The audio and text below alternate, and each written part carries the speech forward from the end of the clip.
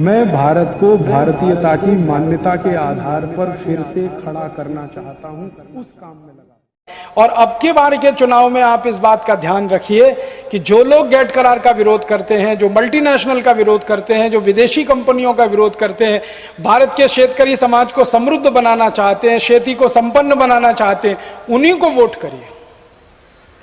और मेरा आपको हाथ जोड़कर निवेदन है कि वोट करते समय पक्ष को ध्यान में मत रखिए, व्यक्ति को ध्यान में रखिए, क्योंकि पक्ष कई बार बेईमान हो जाते हैं।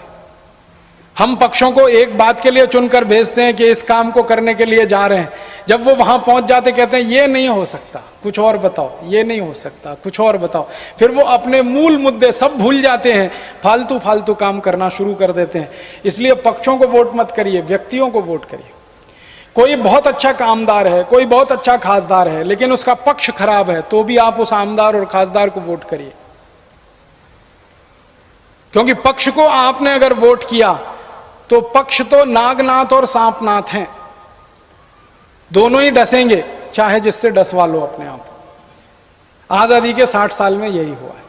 इसलिए व्यक्तियों को चुनिए, और व्यक्तियों को चुनते समय उनकी कुछ विशेषताएं हैं जो ध्यान में रखिए कि वो व्यक्ति कितना ईमानदार है, कितना चरित्रवान है, रात को रोज दारू पी के तो नहीं सोता है, रात को कोई खराब काम तो नहीं करता है, गलत काम तो नहीं करता है, पर स्त्री गमन तो नहीं करता, पर वैश्या गमन तो नहीं करता। ऐसी बातों को चुनकर अगर आप ध्यान देंगे तो अच्छे लोग चुनकर जाएंगे, और अच्छे लोग हमेशा अच्छे ही काम करते हैं। बुरे लोगों को चुनकर भेजेंगे, वो बुरे काम ही करेंगे। अभी तो आप ऐसा चुनाव करते हैं कि एक व्यक्ति है, उसने 100 मर्डर किए हैं, दूसरे ने 90 मर्डर किए हैं, आप 90 वाले को वोट दे देते हैं। वो 90 वाला जब चुनकर जाता है तो वो 150 मर्डर करा देता है, वो उसका बाप निकलता है पिछले वाले का। ऐसा चुनाव बन, ईमानदार, चरित्रवान, पारदर्शी, साहसी, पराक्रमी, ये 5 सूत्र हैं। ईमानदार, चरित्रवान, साहसी, पराक्रमी और पारदर्शी।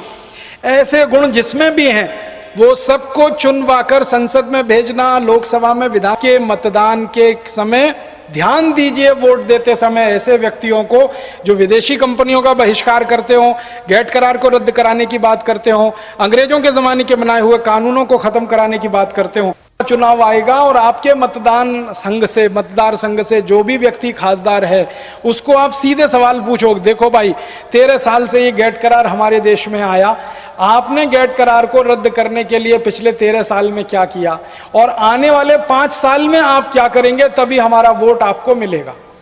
जिस दिन आपने वोट को गेट करार के सवाल से जोड़ दिया, उसी दिन खासदारों को झक मार के कहना पड़ेगा कि हाँ हम गेट करार को रद्द करेंगे। अगर तुम रद्द करोगे तो स्टाम्प पेपर पर लिख के दो, पूरे पब्लिक के सामने घोषणा करो कि मैं लोकसभा में जाने के बाद गेट करार को रद्द कराने के लिए काम करूंगा।